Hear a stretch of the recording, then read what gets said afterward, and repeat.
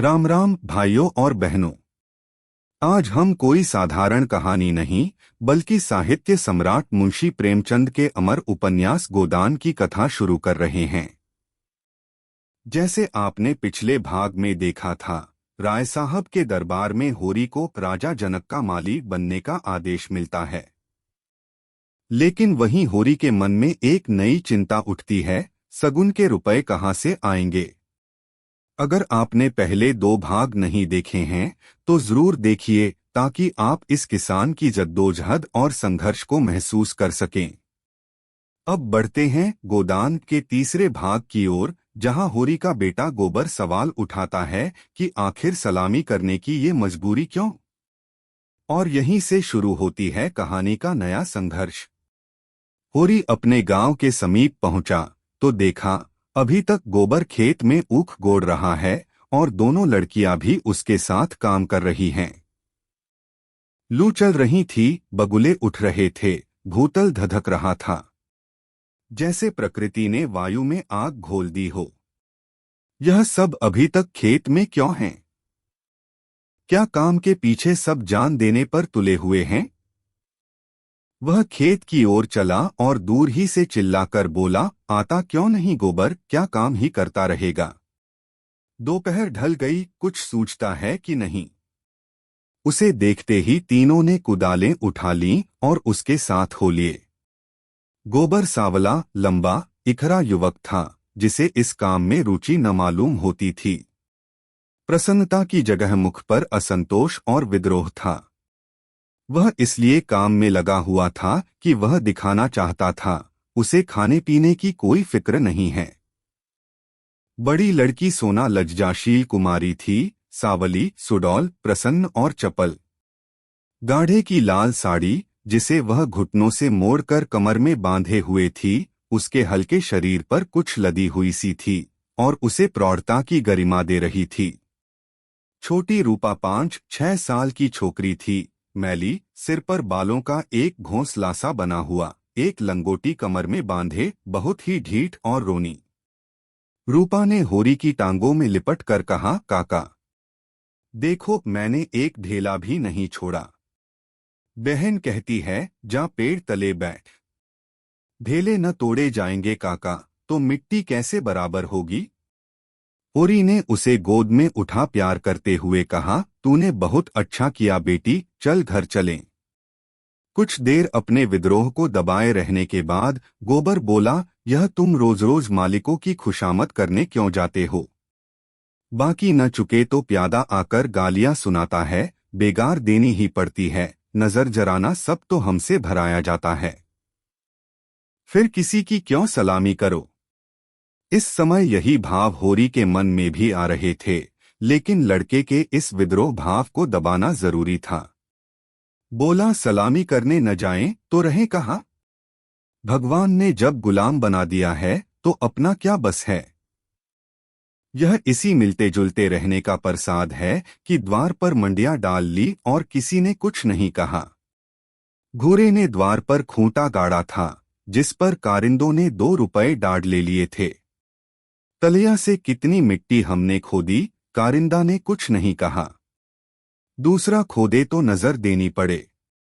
अपने मतलब के लिए सलामी करने जाता हूँ, पाँव में सनीचर नहीं है और न सलामी करने में कोई बड़ा सुख मिलता है। घंटों खड़े रहो तब जाकर मालिक को खबर होती है।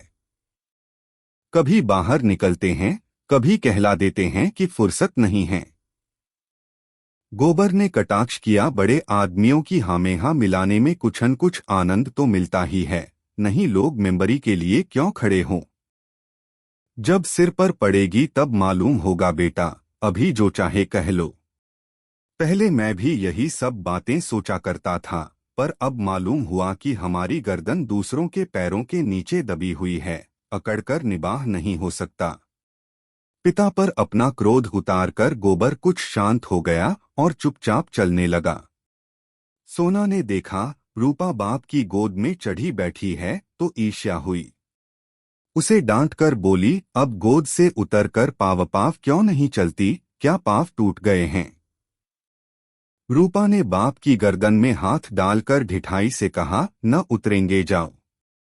काका, बहन हमको रोज चिढ़ाती है कि तू रूपा है, मैं सोना हूं।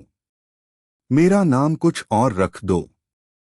होरी ने सोना को बनावटी रोष से देखकर कहा, तू इसे क्यों चिढ़ाती है सोनिया, सोना तो देखने को है, निबाह तो रूपा से होता है। रूपा न हो तो रुपए कहाँ से बने, बता। सोना ने अपने पक्ष का समर्थन किया, सोना न हो तो मोहर कैसे बने, नथुनिया कहाँ से आए, कंठा कैसे बने। गोबर भी इस विनोदमय विवाद में शरीक हो गया।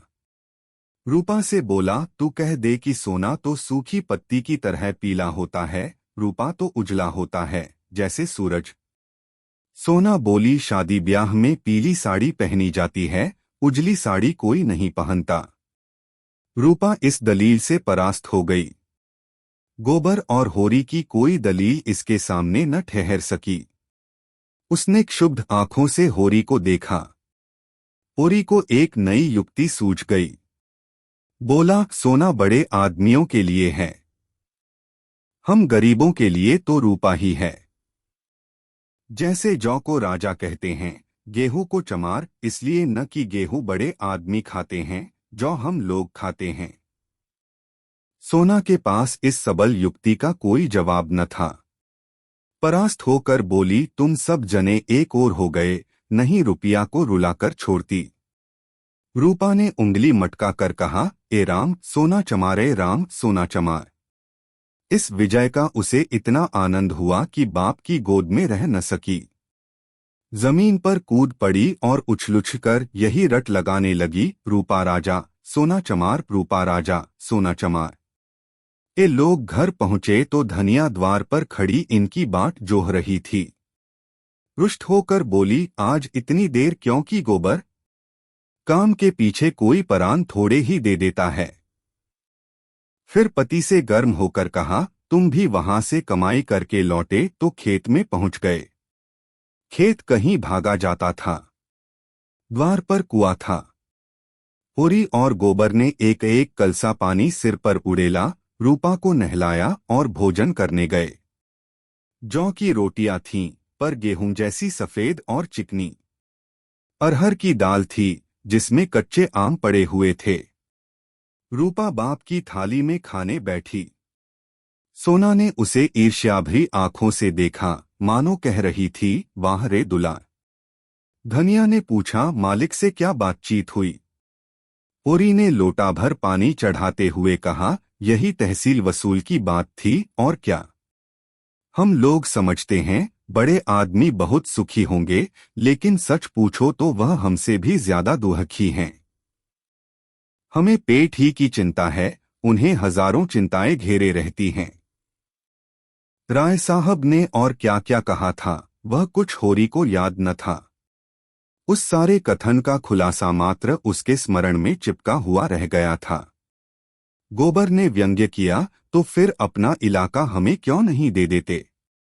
हम अपने खेत, बैल, हल, कुदाल सब उन्हें देने को तैयार हैं। करेंगे बदला। यह सब धूर्तता है, निरी मोटमर्दी। जिसे दुहक होता है वह दर्जनों मोटरें नहीं रखता, महलों में नहीं रहता, हलवा पूरी नहीं खाता और न नाचरंग में लिप्त रहता है। मजे से राज का सुख भोग रहे हैं, उस पर दुहखी हैं। होरी ने झुंझला कर कहा, अब तुमसे बहस कौन करे भाई। जायदाद किसी से छोड़ी जाती है कि वही छोड़ देंगे। हमी को खेती से क्या मिलता है। एक आने नफरी की मजूरी भी तो नहीं पड़ती। जो 10 रुपए महीने का भी नौकर है, वह भी हमसे अच्छा खाता फनता है, लेकिन खेतों को छोड़ा तो नहीं जाता। खेती छोड़ दें तो और करें क्या।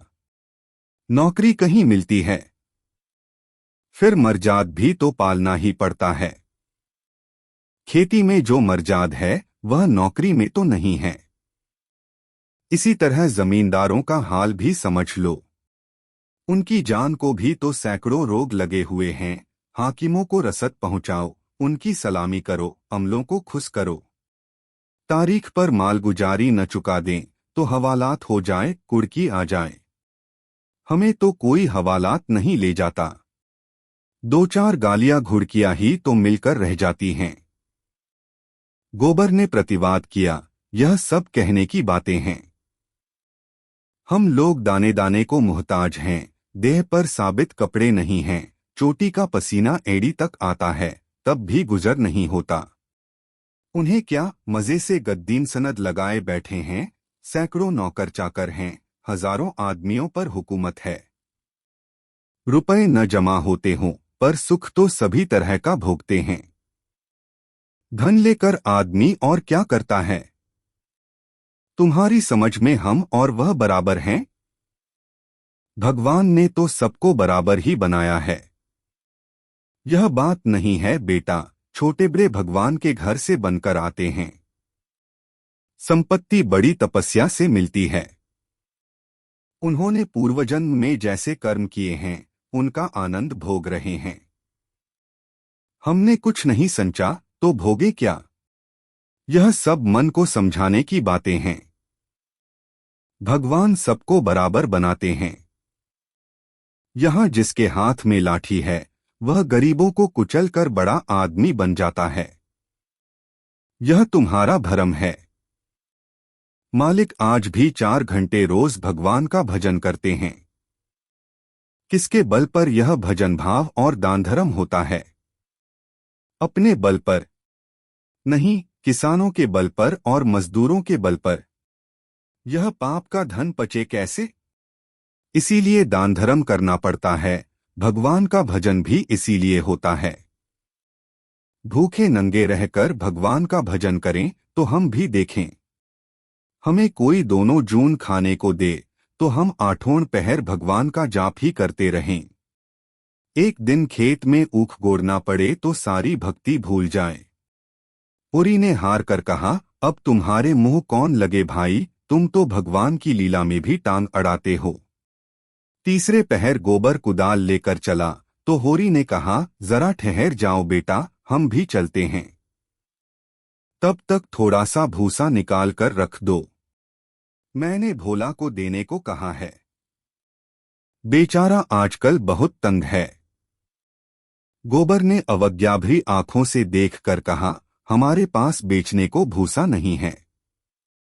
बेचता नहीं हूं भाई, यूं ही दे रहा हूं। वह संकट में है, उसकी मदद तो करनी ही पड़ेगी। हमें तो उन्होंने कभी एक गाय नहीं दे दी। दे तो रहा था, पर हमने ली ही नहीं। धनिया मटक कर बोली, गाय नहीं, वह दे रहा था। इन्हें गाय दे देगा। आंख में अंजन लगाने को कभी चिल्लू भर दूध तो भेजा नहीं, गाय दे देगा। ओरी ने कसम खाई, नहीं, जवानी कसम, अपने पछाई गाय दे रहे थे। हाथ तंग है, भूसा चारा नहीं रख सके। अब एक गाय बेचकर भूसा लेना चाहते हैं। मैंने सोचा, संकट में पड़े आदमी की गाय क्या लूं। थोड़ा सा भूसा दिए देता हूं, कुछ रुपए हाथ आ जाएंगे तो गाय ले लूंगा। थोड़ा थोड़ा करके चुका दूंगा। 80 रुपए की है, मगर ऐसी कि आदमी देखता रहे। गोबर ने आड़े हाथों लिया, तुम्हारा यही धर्मात्मापन तो तुम्हारी दुर्गत कर रहा है। साफ साफ तो बात है। 80 रुपए की गाय है, हमसे 20 रुपए का भूसा ले लें और गाय हमें दे दें। 60 रुपए रह जाएंगे, वह हम धीरे धीरे दे देंगे। पूरी रहस्यमय ढंग से मुस्कराया, मैंने ऐसी चाल सोची है कि गाय सेंटमेंट में हाथ आ जाए। कहीं भोला की सगाई ठीक करनी है, बस 2-4 मन भूसा तो खाली अपना रंग जमाने को देता हूं। गोबर ने तिरस्कार किया, तो तुम अब सबकी सगाई ठीक करते फिरोगे? धनिया ने तीखी आंखों से देखा, अब यही एक उद्यम तो रह गया है। नहीं देना है हमें भूसा किसी को। यहां भोला भोली किसी का करज नहीं खाया है। ओरी ने अपने सफाई दी, अगर मेरे जतन से किसी का घर बस जाए तो इसमें कौन सी बुराई है।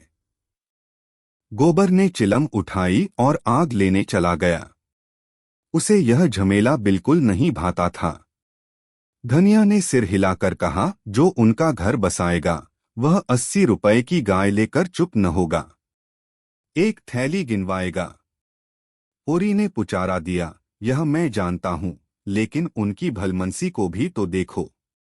मुझसे जब मिलता है तेरा बखान ही करता है, ऐसी लक्ष्मी है, ऐसी सलीकेदार है। धनिया के मुख पर स्निग्धता झलक पड़ी। मन भाई मुड़िया हिलाए वाले भाव से बोली, मैं उनके बखान की भूखी नहीं हूँ, अपना बखान धरे रहें। ओरी ने स्नेहभरी मुस्कान के साथ कहा, मैंने तो कह दिया भैया, वह नाक पर मक्खी भी नहीं बैठने देती, गालियों से बात करती है, लेकिन वह यही कहे जाए कि वह औरत नहीं, लक्ष्मी है। बात यह है कि उसकी घरवाली जबान की बड़ी तेज थी।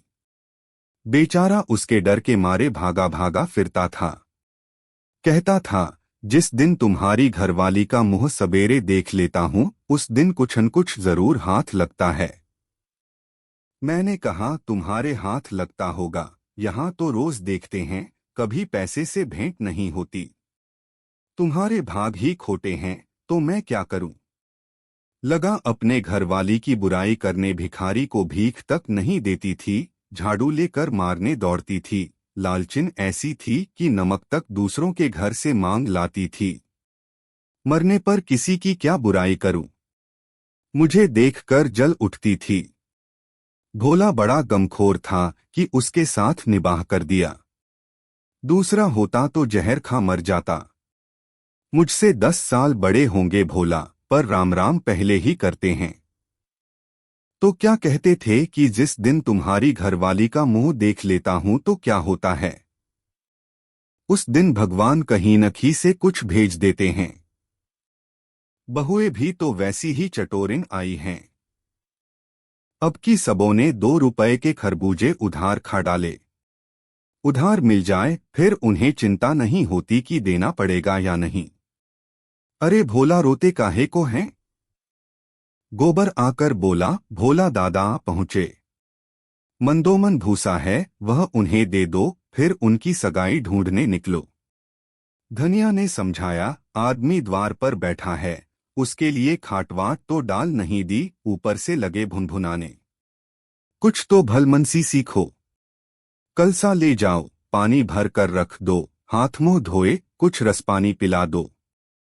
मुसीबत में ही आदमी दूसरों के सामने हाथ फैलाता है। ओरी बोला, रसवस का काम नहीं है, कौन कोई पाहुने हैं? धनिया बिगड़ी, पाहुने और कैसे होते हैं? रोज रोज तो तुम्हारे द्वार पर नहीं आते हैं। इतनी दूर से धूप घाम में आए हैं, प्यास लगी ही होगी। रुपया देख, डब्बे में तमाकू है कि नहीं, गोबर के मारे काहे को बची होगी। दौड़कर 1 पैसे की तमाकू सहुआइन की दुकान से ले ले।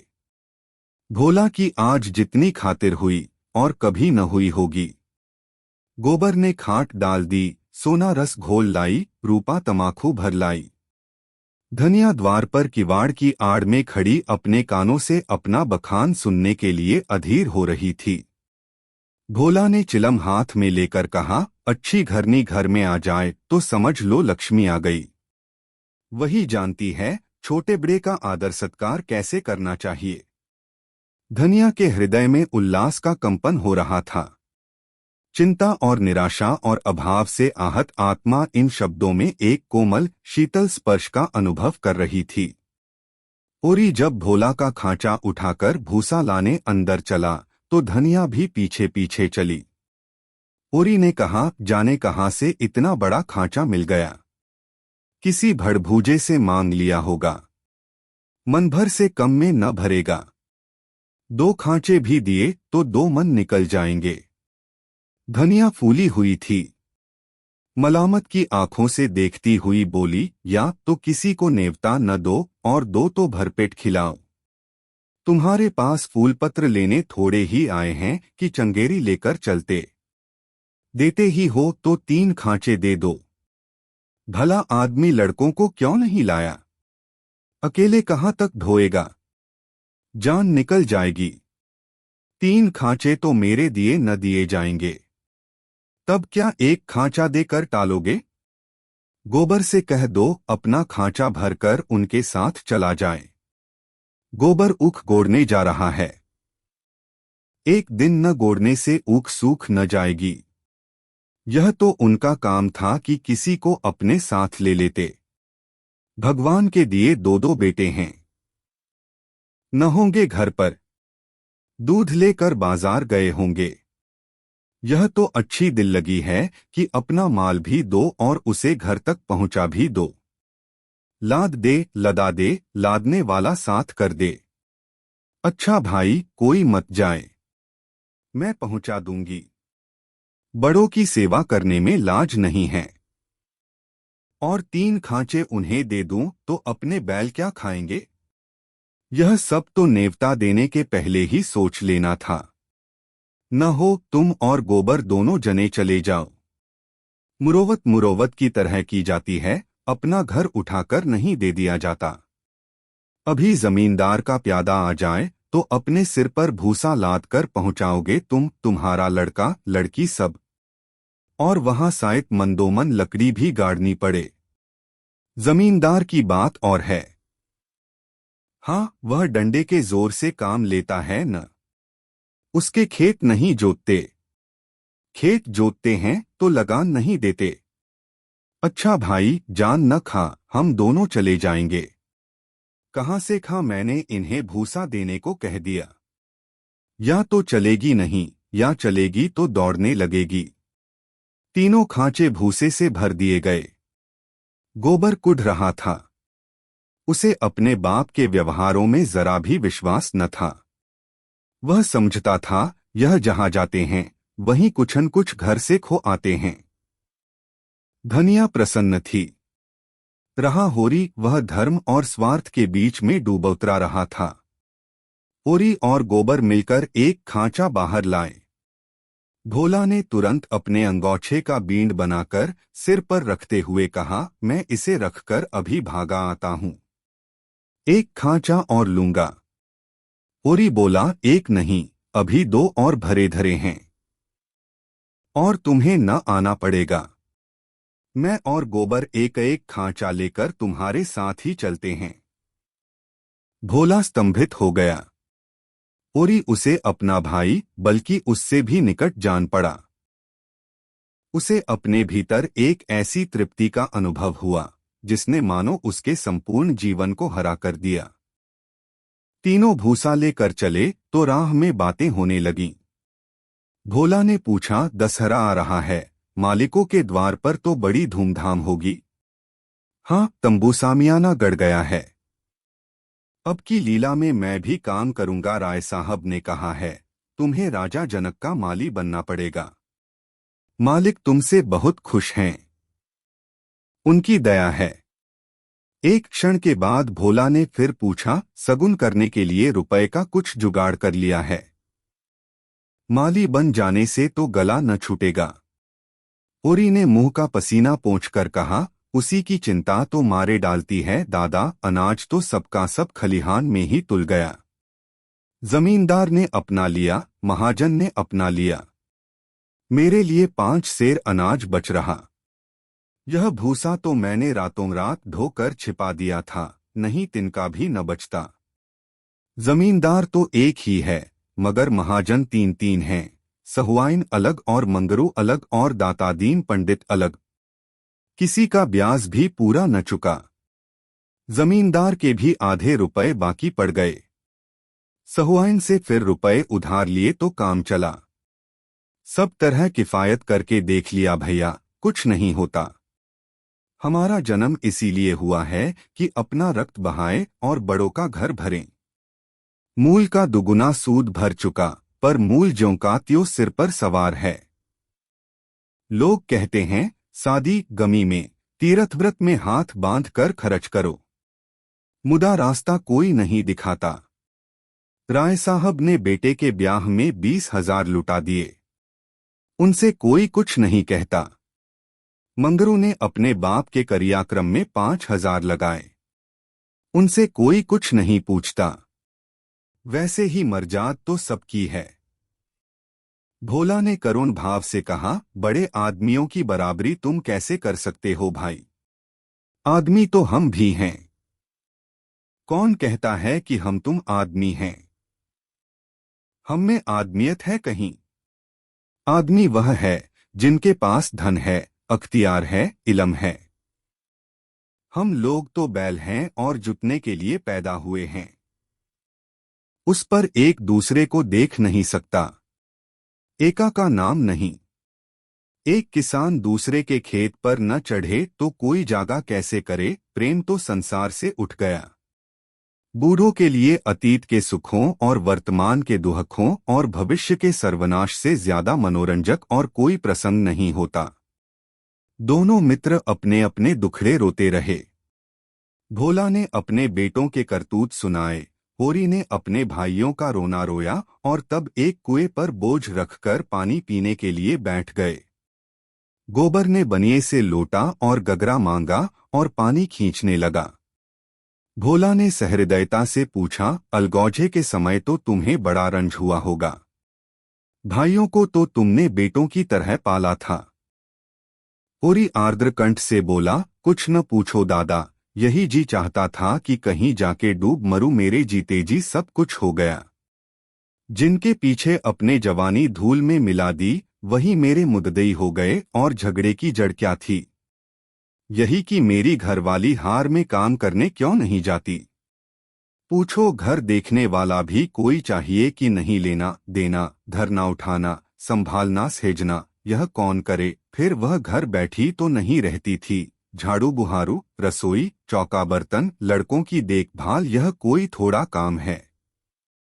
शोभा की औरत घर संभाल लेती कि हीरा की औरत में यह सलीका था? जब से अलगौझा हुआ है, दोनों घरों में एक जून रोटी पकती है। नहीं, सबको दिन में 4 बार भूख लगती थी। अब खाए 4 दफे तो देखो। इस मालिकपन में गोबर की माँ की जो दुर्गत हुई है, वह मैं ही जानता हूँ। बेचारी देवरानियों के फटे पुराने कपड़े पहनकर दिन काटती थी। अपने खुद भूखी सो रही होगी, लेकिन बहुओं के जलपान तक का ध्यान रखती थी। अपने देह गहने के नाम कच्चा धागा भी न था। देवरानियों के लिए 2-2 4-4 गहने बनवा दिए। सोने के न सही, चांदी के तो हैं। जलन यही थी कि यह मालिक क्यों है। बहुत अच्छा हुआ कि अलग हो गए। मेरे सिर से बला टली। भोला ने एक लोटा पानी चढ़ाकर कहा, यही हाल घर घर है भैया। भाइयों की बात ही क्या, यहाँ तो लड़कों से भी नहीं पटती, और पटती इसलिए नहीं कि मैं किसी की कुचाल देखकर मुंह नहीं बंद कर सकता। तुम जुआ खेलोगे, चरस पियोगे, गांजे के दम लगाओगे, मगर आए किसके घर से? खर्च करना चाहते हो तो कमाओ, मगर कमाई तो किसी से न होगी। खर्च दिल खोल कर करेंगे। जेठा कामता सौदा लेकर बाजार जाएगा तो आधे पैसे गायब। पूछो तो कोई जवाब नहीं। छोटा जंगी है, वह संगत के पीछे मतवाला रहता है। सांझ हुई और ढोलमजीरा लेकर बैठ गए। संगत को मैं बुरा नहीं कहता। गाना बजाना ऐब नहीं, लेकिन यह सब काम फुर्सत के हैं। यह नहीं कि घर का तो कोई काम न करो, आठों पहर उसी धुन में पड़े रहो। जाती है मेरे सिर, सानी पानी मैं करूं, गाय भैंस मैं दूहूं, दूध लेकर बाजार में जाऊं। यह गृहस्थी जी का जंजाल है, सोने की हंसिया, जिसे न उगलते बनता है न निगलते। लड़की है झुनिया, वह भी नसीब की खोटी। तुम तो उसकी सगाई में आए थे। कितना अच्छा घर-बार था। उसका आदमी बंबई में दूध की दुकान करता था। उन दिनों वहां हिंदू मुसलमानों में दंगा हुआ तो किसी ने उसके पेट में छुरा भोंक दिया। घर ही चौपट हो गया। वहां अब उसका निबाह नहीं, जाकर लिवा लाया कि दूसरी सगाई कर दूंगा, मगर वह राजी ही नहीं होती। और दोनों भावजे हैं कि रात दिन उसे जलाती रहती हैं। घर में महाभारत मचा रहता है। विपत की मारी यहां आई, यहां भी चैन नहीं। इन्हीं दुखड़ों में रास्ता कट गया। भोला का पुरवा था तो छोटा, मगर बहुत गुलजार। अधिकतर अहीर ही बसते थे। और किसानों के देखते इनकी दशा बहुत बुरी न थी। भोला गांव का मुखिया था। द्वार पर बड़ी सी चरनी थी जिस पर 10-12 गायें भैंसे खड़ी सानी खा रही थीं। ओसारे में एक बड़ा सा तख्त पड़ा था जो शायद 10 आदमियों से भी न उठता। किसी खूंटी पर ढोलक लटक रही थी, किसी पर मजीरा। एक ताक पर कोई पुस्तक बस्ते में बंधी रखी हुई थी जो शायद रामायण हो। दोनों बहुएं सामने बैठी गोबर पाथ रही थीं और जुनिया चौखट पर खड़ी थी। उसकी आंखें लाल थीं और नाक के सिरे पर भी सुर्खी थी। मालूम होता था अभी रोकर उठी है। उसके मांसल स्वस्थ सुगठित अंगों में मानो यौवन लहरें मार रहा था।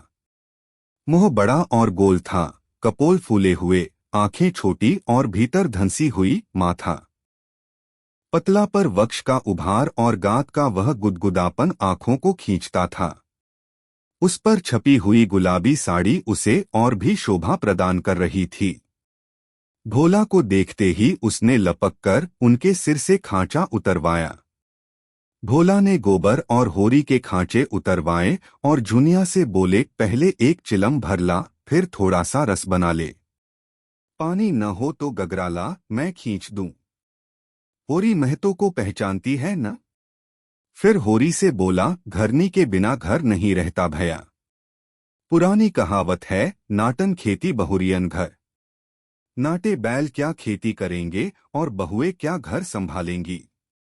जब से इनकी मां मरी है जैसे घर की बरक्कत ही उठ गई। बहुएं आटा पाथ लेती हैं पर गृहस्थी चलाना क्या जाने।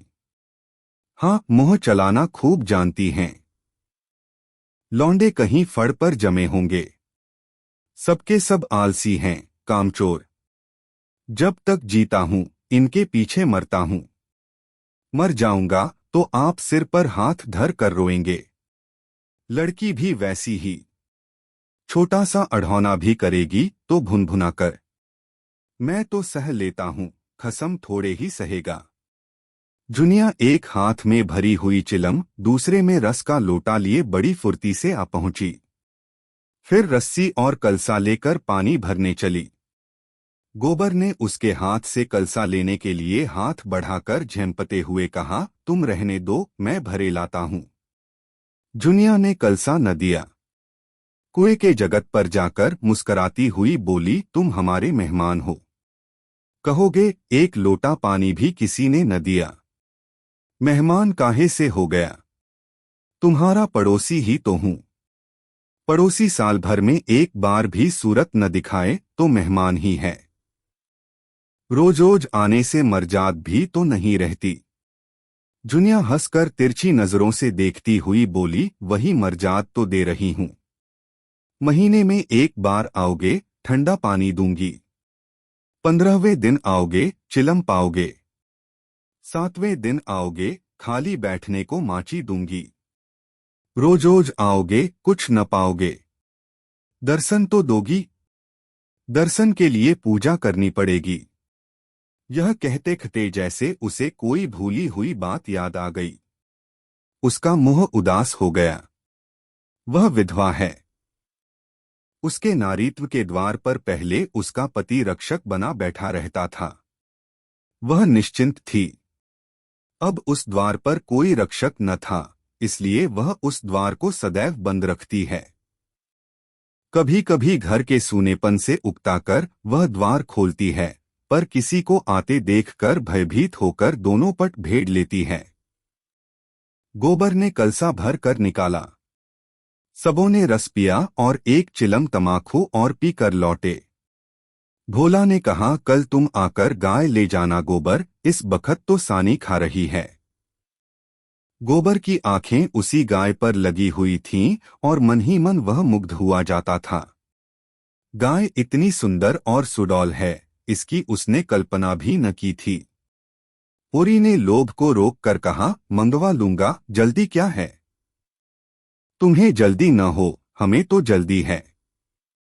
उसे द्वार पर देखकर तुम्हें वह बात याद रहेगी। उसकी मुझे बड़ी फिक्र है दादा। तो कल गोबर को भेज देना। दोनों ने अपने अपने खांचे सिर पर रखे और आगे बढ़े। दोनों इतने प्रसन्न थे मानो ब्याह करके लौटे हों। होरी को तो अपने चिरसंचित अभिलाषा के पूरे होने का हर्ष था, और बिना पैसे के गोबर को इससे भी बहुमूल्य वस्तु मिल गई थी। उसके मन में अभिलाषा जाग उठी थी। अवसर पाकर उसने पीछे की ओर देखा। जुनिया द्वार पर खड़ी थी, मत आशा की भांति अधीर चंचल। जैसे जैसे होरी और भोला की दोस्ती गहराती है, जुनिया का पात्र कहानी में एक नया मोड़ लाता है। भोला की गाय, जुनिया की मुस्कुराहट और गोबर के मन में उठते भाव, आने वाले भाग में इन सबका रिश्ता खुलने वाला है। अगले भाग में देखेंगे कैसे एक मासूम संबंध समाज की दीवारों से टकराता है और गोदान की कथा एक गहराई लेती है। अगर कहानी पसंद आई हो तो लाइक करें, कमेंट करें और चैनल प्राचीन कहानियां को सब्सक्राइब करें ताकि अगला भाग आपसे मिस न हो। धन्यवाद। फिर मिलते हैं गोदान के अगले भाग में।